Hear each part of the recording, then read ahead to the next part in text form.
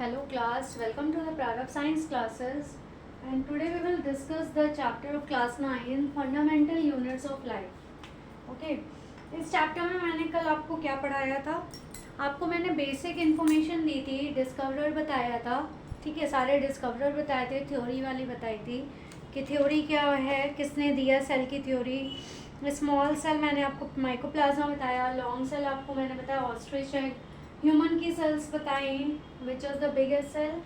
उसमें large cell कौन सी थी? हमारी ओवम थी फीमेल का, और जो हमारी स्मॉल सेल है वो कौन था? स्पर्म था हमारा मेल का, ठीक है।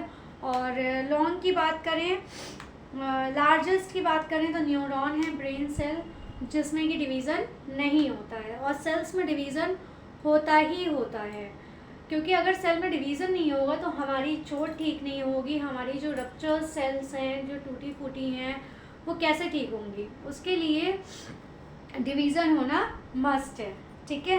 ये सब चीज़ें मैंने आपको बताई थी। अब हम सेल के बारे में बात करते हैं। सबसे पहले ये जो हमारी एक सेल बनती है, ठीक है, तो ये क्या होती है? बाहर की, जैसे हमारी दीवार है, वॉल है तो वो क्या करती है? हमारे घर को प्रोटेक्ट करती है, ठीक है। तो वैसे ही जो पूरी सेल होती है उसकी जो बाहर की कवरिंग होती है उसको हम क्या कहते हैं? सेल मेम्ब्रेन कहते हैं, ठीक है।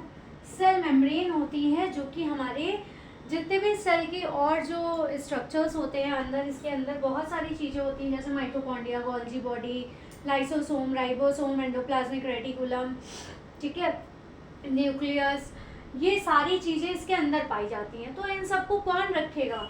सेल मेम्ब्रेन रखता है, ठीक है। जैसे कि मान लीजिए एक हमने पॉलीथीन ले ली है, पॉलीथीन के हमने बहुत सारी के अंदर बहुत सारी चीज़ें ले ली हैं, तो वो पॉलीथीन उसकी क्या? एक सेल मेम्ब्रेन है जिसके अंदर बहुत सारी चीज़ें हैं। जैसे यहाँ पे हमने ये एक माइटोकॉन्ड्रिया ले लिया है, ठीक है, माइटोकॉन्ड्रिया हो गया, फिर लाइसोसोम्स हो गए यहाँ पे, ठीक है, राइबोसोम्स हो गए, राइबोसोम्स होते हैं, ओके। तो ये सारी चीज़ें इनमें पाई जाती हैं, बहुत सारी चीज़ें पाई जाती हैं, वो धीरे धीरे मैं आपको बताऊंगी। और इसमें बीच में एक न्यूक्लियस पाया जाता है, ठीक है। तो ये जिस चीज़ के अंदर होता है जो इन सब चीज़ों को प्रोटेक्ट करता है, सेव करता है, वो कौन होता है? सेल मेम्ब्रेन होता है। तो आज हम सबसे पहले बात करेंगे सेल मेम्ब्रेन की। अगर सेल मेम्ब्रेन नहीं होंगे तो ये जितने भी इसके अंदर पार्ट्स होते हैं वो सब क्या हो जाएंगे? फॉलन डाउन हो जाएंगे, नीचे गिर जाएंगे, ठीक है। तो उनको प्रोटेक्ट कौन करेगा? उनको सेव कौन करेगा? तो हम इसकी बात करते हैं। सेल मेम्ब्रेन को और हम क्या नाम से जानते हैं? सेल मेम्ब्रेन को एक नाम और हम देते हैं प्लाज्मा मेम्ब्रेन। क्या नाम देते हैं? प्लाज्मा मेम्ब्रेन कहते हैं, ठीक है, प्लाज्मा मेम्ब्रेन कहते हैं। जो सेल वॉल है इसी को हम प्लाज्मा मेम्ब्रेन भी कहते हैं। ये हमारी कहाँ कहाँ मिलती है? प्लांट एंड एनिमल्स बोथ में मिलती है। ये हमारे दोनों में पाई जाती है, प्लांट्स में भी पाई जाती है और एनिमल्स में भी पाई जाती है, ठीक है। इसके बाद ये हमारी बनी किससे होती है? ये तो फर्स्ट पॉइंट हो गया। दूसरा, मेड अप ऑफ प्रोटीन। ये किसकी बनी होती है? प्रोटीन की बनी होती है, ठीक है। जितने भी हमारे ऑर्गन्स हैं बॉडी के वो ज़्यादातर हमारे प्रोटीन से ही बने होते हैं, ठीक है। तो ये भी हमारा किससे बना हुआ है? प्रोटीन से बना हुआ है। और जितने भी हमारे ऑर्गन्स हैं, जो और भी इनके सेल्स के ऑर्गन्स हैं, ऑल ऑर्गन्स, सभी ऑर्गन्स में सेल पाई जाती हैं, तो all organs of cell found in it, इसमें हमारे सारे ऑर्गन्स पाए जाते हैं, ठीक है। एक चीज़ और बता देती हूँ, ये जो सेल मेम्ब्रेन होती है ये क्या करती है? अलाउज टू, क्या करती है? जो हमारी चीज़ें होती हैं, कुछ मटेरियल्स होती हैं, अलाउज टू एंटर और exit from this membrane. Allow करती है कि इसके अंदर क्या आना चाहिए और क्या नहीं आना चाहिए, ये सारी चीज़ें ये अलाउ करती है। अलाउज टू एंटर और exit from this membrane of some materials, कुछ मटेरियल्स, सभी चीज़ों को ये अलाउ नहीं करती है कि चाहे कोई भी इसके अंदर चला गया, कोई भी बाहर आ गया, ठीक है। some materials in and out of the cell, ठीक है, जो कि सेल से हमारी बाहर आ सके और अंदर जा सके, ये हमें अलाउ करती है सेल मेम्ब्रेन के। सेल के अंदर कुछ चीज़ें हमारी जा सकती हैं और कुछ चीज़ें उससे बाहर आ सकती हैं, क्योंकि ये मेम्ब्रेन क्या होती है, पूरी झिल्ली की तरह का काम करती है, इसको प्रोटेक्ट करने का काम करती है। अब इसमें एक हमारा टॉपिक आता है ऑस्मोसिस। ये एक शॉर्ट नोट में पूछा जाता है आपसे, ऑस्मोसिस क्या होता है, what is an osmosis. Osmosis वो प्रोसेस होती है जिसमें water molecule selectively permeable membrane से आती जाती रहती है, सेलेक्टिवली परमेबल मेम्ब्रेन के थ्रू बाहर और अंदर आती जाती रहती है, ठीक है। तो movement of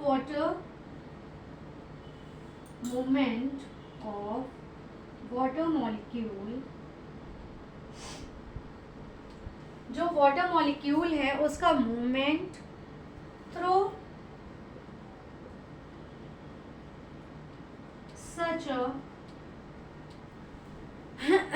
such a selectively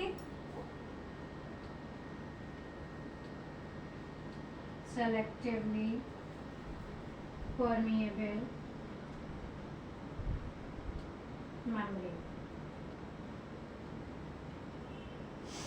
ठीक है। Movement of water molecule through such a selectively permeable membrane, जो वाटर का मूवमेंट है वाटर मॉलिक्यूल का, वो इस परमेबल मेम्ब्रेन के थ्रू बाहर अंदर आता जाता रहे, यही हमारा क्या कहलाता है, ऑस्मोसिस। ऑस्मोसिस का एग्जाम्पल आपका जो हमारे रूट के थ्रू पानी का एब्जॉर्प्शन होता है ना, वो भी इसका क्या है, एग्जाम्पल है, ठीक है। ऑस्मोसिस की प्रोसेस होती है उसमें, ठीक है। इसमें एक पॉइंट और बता देती हूँ, इट इज द पैसेज, ये वो पैसेज है, it is the passage of water,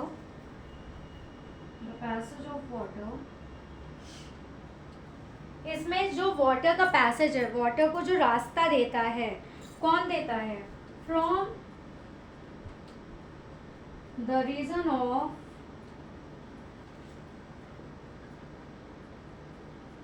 high water concentration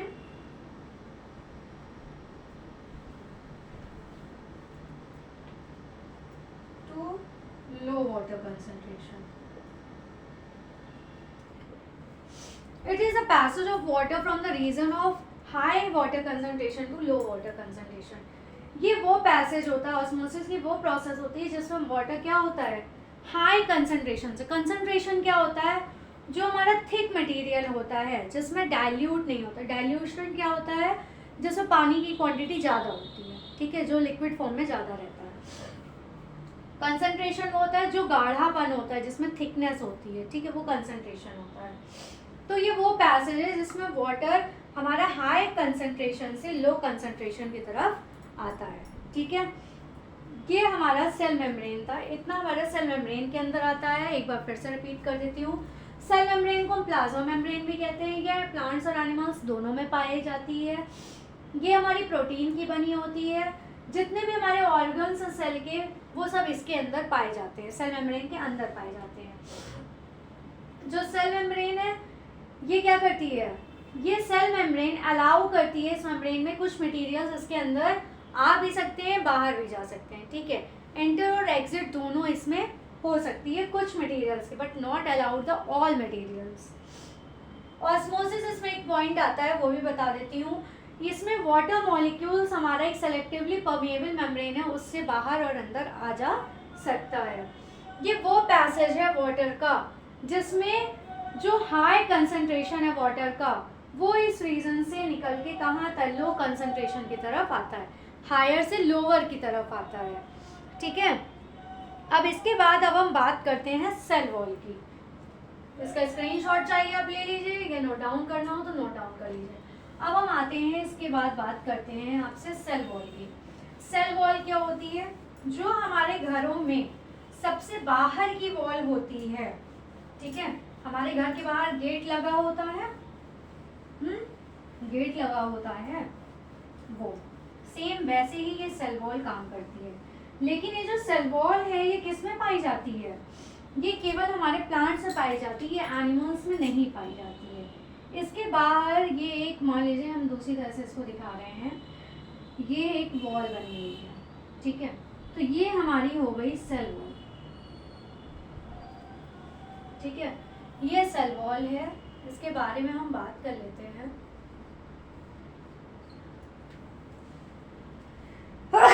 sorry, cell wall की बात करते हैं तो ये हमारी किस में पाई जाती है?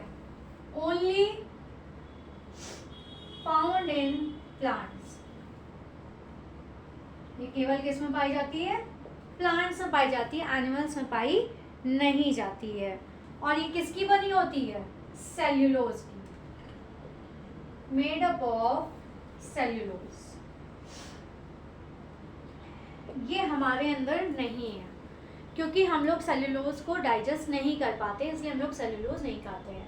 और प्लांट्स से जितनी भी चीज़ें बनती हैं वो सब सेल्यूलोज होता है। जैसे हमारे कपड़े हो गए, रुई हो गई, ठीक है, कॉटन में भी सेल्यूलोज होता है हमारे, और भी चीज़ें हैं, जितने भी प्लांट से, पेपर है, ये भी हमारा सेल्यूलोज से बना होता है। तो ये सब चीज़ें हमारी किससे बनी होती हैं? सेल्यूलोज से बनी होती हैं, ठीक है। तो ये जो लेयर बनी होती है सेल्यूलोज से बनी होती है। और सेल मेम्ब्रेन किससे बनी होती है? ये हमारी प्रोटीन से बनी होती है। और सेल वॉल हमारी किससे बनी होती है? सेल्यूलोज से बनी होती है, ठीक है। तो ये सेल्यूलोज की बनी होती है। और ये जो सेल वॉल होता है ये क्या करता है? Give shape and protection to the cell. ये सेल को क्या करता है? प्रोटेक्ट करता है और शेप देता है, ठीक है। स्ट्रक्चरल शेप उसका सही हो और प्रोटेक्शन देता है जिससे कि उसमें खरोच ना आए, ठीक है। क्योंकि प्लांट्स में क्या होता है, कभी बर्ड उसे हर्ट करती है, ह्यूमन हर्ट करता है, ठीक है। तो जो उसकी वुड होती है उसमें जो भी प्रॉब्लम्स आती है वो किसके थ्रू सही होती है? इसी सेल्यूलोज के थ्रू सही होती हैं, ठीक है। तो जो प्लांट्स होते हैं, plants protect bye it's cellulose. जो प्लांट्स होते हैं वो अपने आप को किसके थ्रू प्रोटेक्ट करते हैं? सेल्यूलोज के थ्रू प्रोटेक्ट करते हैं। अब सेल्यूलोज क्या होता है ये भी बता देती हूँ। Cellulose is a complex substance. ये कॉम्प्लेक्स सब्सटेंस होता है, ठीक है। कॉम्प्लेक्स सब्सटेंस क्या होता है? मतलब जिसको हम आसानी से तोड़ नहीं सकते हैं, कॉम्प्लेक्स सब्सटेंस होता है। And it provides the structural strength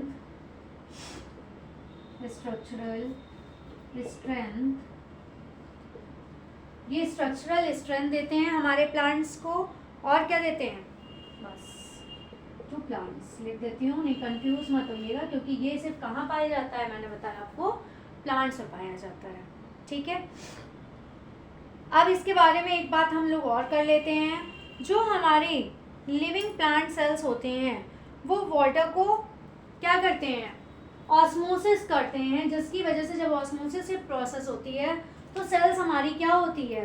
contract होती है, ठीक है। उसमें कॉन्ट्रैक्शन होता है या कह सकते हैं श्रिंकेज होता है, जिसकी वजह से वो सिकुड़ जाती है, ठीक है। जब इससे किसी भी चीज़ से, मान लीजिए एक बच्चे की हवा वाली बॉल होती है, ठीक है, हवा वाली बॉल है, उसमें यहाँ से एक भरने वाला बना होता है, ठीक है।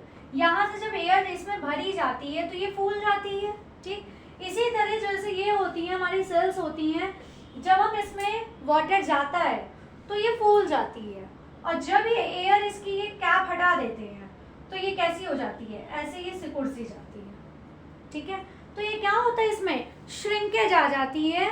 तो ये जब श्रिंक हो जाती है, यही श्रिंकेज और कॉन्ट्रैक्शन, मतलब बार बार इसका सिकुड़ना और फैलना, ये प्रोसेस क्या कहलाती है? प्लाज्मोलिसिस कहलाती है। क्या कहलाती है? प्लाज्मोलिसिस कहलाती है।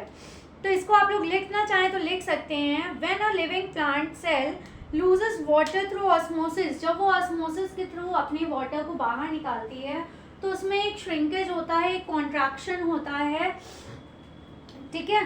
Through cells, through osmosis there is shrinkage और contraction of the content of the cell away from the cell wall. Cell wall से जब वाटर बाहर निकल जाता है तो ये सेल क्या हो जाती है, सिकुड़ जाती है, श्रिंकेज हो जाती है। तो ये वाटर का आना जाना क्या कहलाता है, प्लाज्मोलिसिस कहलाता है, ठीक है। इतना समझ में आ गया आप लोगों को। इसका भी अगर स्क्रीनशॉट लेना चाहें तो आप ले सकते हैं, अदरवाइज नोट करना चाहें तो नोट कर सकते हैं। सेल वॉल में इतना ही लिख जाएंगे, आपको अच्छे मार्क्स मिल जाएंगे। और प्लाज्मोलिसिस भी अलग से कई बार पूछा जाता है, अगर कहिएगा तो मैं प्लाज्मोलिसिस भी आपको दे दूंगी, उसके भी नोट्स दे दूंगी। अब हम इसके बाद बात करते हैं न्यूक्लियस की। हमारा ये क्या होता है, जो न्यूक्लियस है इसको हम हिंदी में केंद्रक भी कहते हैं। ये क्योंकि मिड में पाया जाता है और ये क्या करता है, ये कंट्रोलर का काम करता है, ठीक है। किसका काम करता है, ये कंट्रोलर का काम करता है, जो कि हमारी सब चीज़ों को कंट्रोल करता है। सारे ऑर्गन्स जितने भी सेल के अंदर पाए जाते हैं उन सब से कैसे काम कराना है, क्या काम कराना है, ये सब ये चीज़ें उनको इंस्ट्रक्ट करता है। जैसे कि किसी स्कूल में टीचर होते हैं तो उनको इंस्ट्रक्शन कौन देता है, प्रिंसिपल देते हैं। और प्रिंसिपल को इंस्ट्रक्शन कौन देता है, ऊपर मैनेजमेंट देता है, ठीक है। तो जो हाँ इसका इंस्ट्रक्टर होता है, मेन जो है हेड है, वो कौन है, इसका न्यूक्लियस होता है। तो वो न्यूक्लियस क्या काम करता है, सबसे जितना भी है, माइटोकॉन्ड्रिया है, गोल्जी बॉडी है, राइबोसोम है, इन सब से कैसे काम कराना है, क्या काम करने को देना है।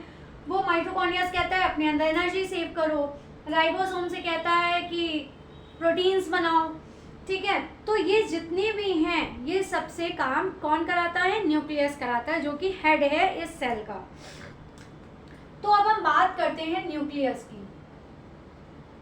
न्यूक्लियस की बात करें तो न्यूक्लियस क्या है हमारा, इसको हम कह सकते हैं, सबसे पहले तो इसके डिस्कवरर जान लेते हैं। वैसे मैंने आपको कल बता दिया है, फिर भी एक बार और पढ़ लीजिए। डिस्कवर्ड बाय रॉबर्ट ब्राउन, ठीक है। रॉबर्ट ब्राउन ने इसको डिस्कवर किया है। इसको हम क्या कह सकते हैं, इसका फर्स्ट पॉइंट तो ये हो गया, डिस्कवरर हो गया, डिस्कवर्ड बाय।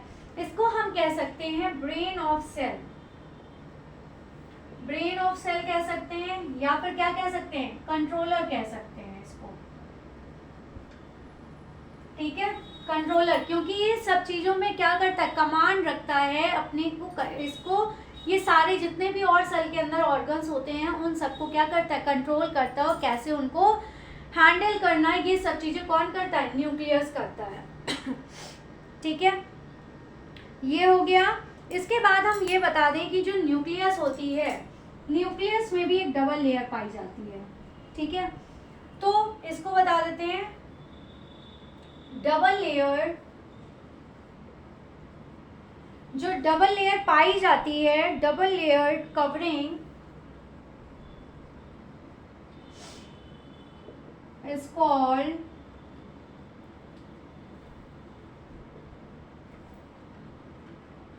Nuclear membrane. इसको क्या कहते हैं, जो डबल लेयर पाई जाती है उसको हम न्यूक्लियर मेम्ब्रेन कहते हैं। इसमें क्या होती है, पोर्स होती हैं, इट हैज पोर्स, इनमें पोर्स होते हैं। It has pores which allow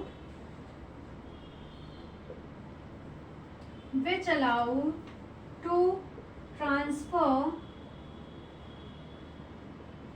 the, ये क्या ट्रांसफर करता है, transfer the material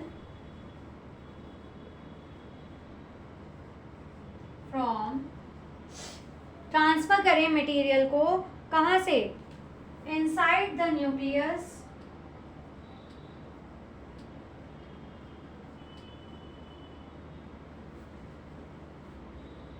to outside,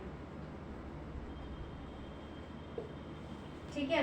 it has pores, इनमें पोर्स होते हैं जो अलाउ करता है कि जो मटेरियल है वो ट्रांसफर हो कहाँ से, अंदर से बाहर की तरफ न्यूक्लियस से, ठीक है। तभी तो वो बाहर आके काम करवाएंगे और जो इंस्ट्रक्शंस है वो देगा इसको, ठीक है। अब क्या होता है, जो न्यूक्लियस होता है इसमें क्या होते हैं, इट हैज क्रोमोसोम्स, इनमें क्रोमोसोम्स पाए जाते हैं। और क्रोमोसोम्स क्या होते हैं? क्रोमोसोम्स होते हैं हमारे इनहेरिटेड मटेरियल को कहाँ ले जाता है? एक जनरेशन से दूसरी जनरेशन में लेके जाता है। जो क्रोमोसोम्स होते हैं, it has chromosomes and it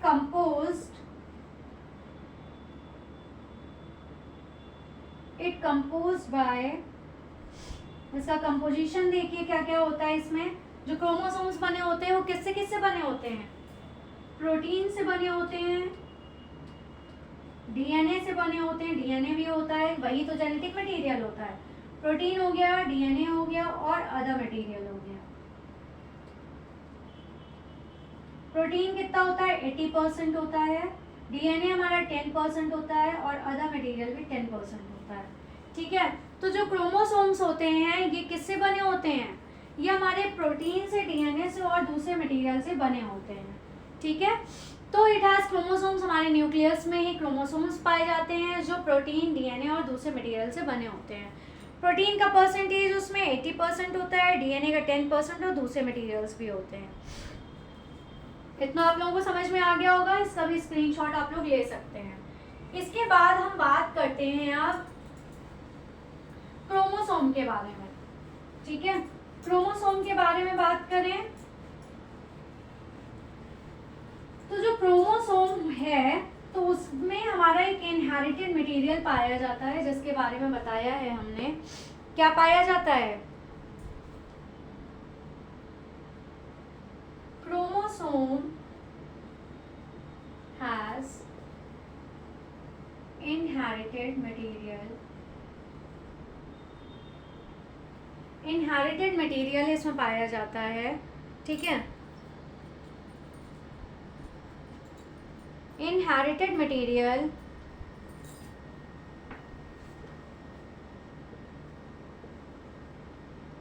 which has get from parents and it has gone to the next generation। इसमें एक इनहेरिटेड मटेरियल होता है जो इसे पेरेंट्स से मिलता है और वो पेरेंट्स के थ्रू कहाँ भेजता है? दूसरी जनरेशन में भेज देता है। ठीक है, ये मैंने बहुत इजी लैंग्वेज में आपको लिखा है। अगर साइंटिफिक लैंग्वेज में सुनिए तो ये है chromosomes has information for inheritance. इसको भी लिख देती हूँ, chromosomes has information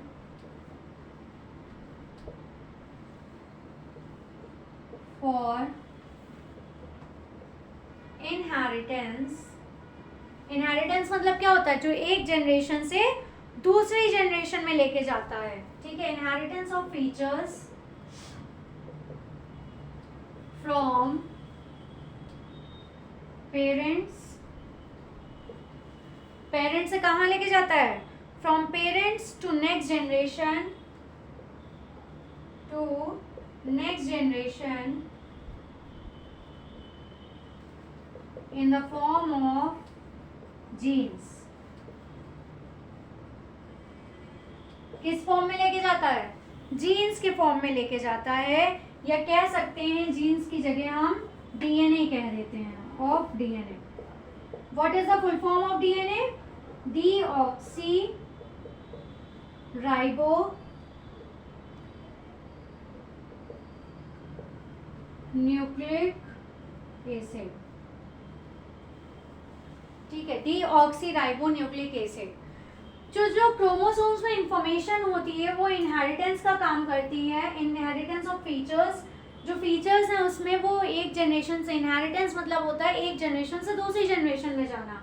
from parents to next generation, parents से कहाँ जाती है? नेक्स्ट जनरेशन में जाती है in the form of DNA. DNA full form is deoxyribo nucleic acid. ठीक है, डीएनए मॉलिक्यूल के फॉर्म में ये एक जनरेशन से दूसरी जनरेशन में चली जाती है। ओके, आई होप से इतना समझ में आया। वो ये इजी लैंग्वेज है, मैंने अपनी लैंग्वेज में लिखा था, ये साइंटिफिक लैंग्वेज है आपकी। ठीक है, बुकिश लैंग्वेज भी कह सकते हैं। अब इसमें एक चीज मैं और बता देती हूँ, जो इसमें फंक्शनल यूनिट होती है, जो डीएनए के फंक्शनल सेगमेंट है हमारा, वो कौन काम करता है, जो मेन डीएनए के अंदर काम करता है, functional segments of DNA is genes. ठीक है, जो हमारा फंक्शनल सेगमेंट है हमारे डीएनए का, वो कौन है, हमारा जीन्स है, जो हमारा डीएनए के अंदर काम करता है। ठीक है, डीएनए के अंदर जो एक हमारी क्रोमेटिन थ्रेड होते हैं, वो किसके बने होते हैं, डीएनए के ही होते हैं, उन्हीं में इंफॉर्मेशन हमारी भरी होती है। ठीक है, तो ये क्या है, जीन्स के थ्रू जाती है हमारी। अब हम एक चीज़ और बता देते हैं, आई होप से इतना समझ में आ गया होगा, इसका भी आप लेना चाहें स्क्रीनशॉट ले सकते हैं। अब हम आपको ये बताएंगे कि किन में न्यूक्लियर मेम्ब्रेन पाई जाती है और किन में नहीं पाई जाती है। जिनमें नहीं पाई जाती है उनको क्या कहते हैं, जिनमें पाई जाती है उनको क्या कहते हैं, वो भी हमारे न्यूक्लियस में ही आता है। इन बैक्टीरिया में क्या होता है, पाया जाता है, नहीं पाया जाता, absence of nuclear membrane.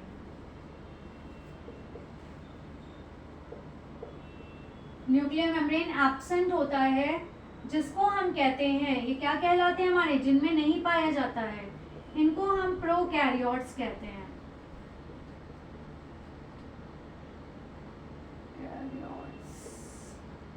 Prokaryotes कहते हैं। ठीक है, प्रो मतलब क्या होता है, प्राइमरी, प्राइमरी कह सकते हैं या फिर प्रिमिटिव कह सकते हैं, मतलब जो स्टार्टिंग के होते हैं, जिनमें हमारी ये सेल्स नहीं पाई जाती हैं, मतलब जिनमें न्यूक्लियस नहीं पाया जाता, न्यूक्लियर मेम्ब्रेन नहीं पाया जाता है। ठीक है, ये हमारे क्या कहलाते हैं, प्रोकैरियोट्स कहलाते हैं। उसके बाद ये बैक्टीरिया की बात हो गई, इसकी डेफिनेशन देख लीजिए।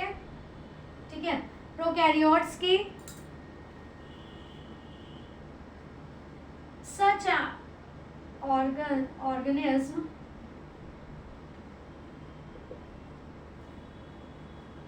which has a lack of nuclear membrane,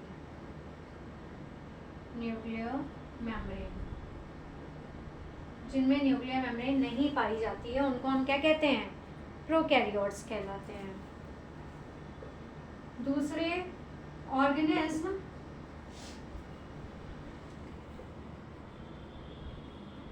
which has a nuclear membrane, इसके बारे में और डिटेल में मैं बताऊंगी, इनका डिफरेंस जरूर पूछा जाता है एग्जाम में, प्रोकैरियोटिक और यूकैरियोट का, वो मैं पूरा बता दूंगी आपको, डिफाइन कर दूंगी। ठीक है, जिनमें हमारे क्या पाए जाते हैं, न्यूक्लियर मेम्ब्रेन पाए जाते हैं, इनको हम यूकैरियोट्स कहते हैं। ये न्यूक्लियस के अंदर था, इसलिए मैंने एक बार कहा बता देती हूँ आपको, हल्की सी इंफॉर्मेशन है। जिनमें हमारी न्यूक्लियर मेम्ब्रेन नहीं पाई जाती है उनको हम कहते हैं प्रोकैरियोट्स, और जिनमें न्यूक्लियर मेम्ब्रेन पाई जाती है उनको कहते हैं यूकैरियोट्स। ठीक है, तो क्लास आज के लिए बस इतना ही। नेक्स्ट क्लास में हम और भी इसके अंदर जितने भी ऑर्गेनल्स पाए जाते हैं उनके बारे में पढ़ेंगे। माइटोकॉन्ड्रिया है, एंडोप्लाज्मिक रेटिकुलम है, सेल ऑर्गेनल्स और कौन से होते हैं हमारे, पूरा हम इसके अंदर जितना भी स्ट्रक्चर है, ठीक है, राइबोसोम्स हैं, वैक्यूल्स हैं, प्लास्टिड है, गोल्जी एपरेटस है, लाइसोसोम है, इन सब के बारे में हम नेक्स्ट 2 क्लास में पढ़ के इस चैप्टर को फिनिश कर देंगे। ठीक है, आई होप सो आपको समझ में आया होगा, and please like share and subscribe my channel. Take care and thank you.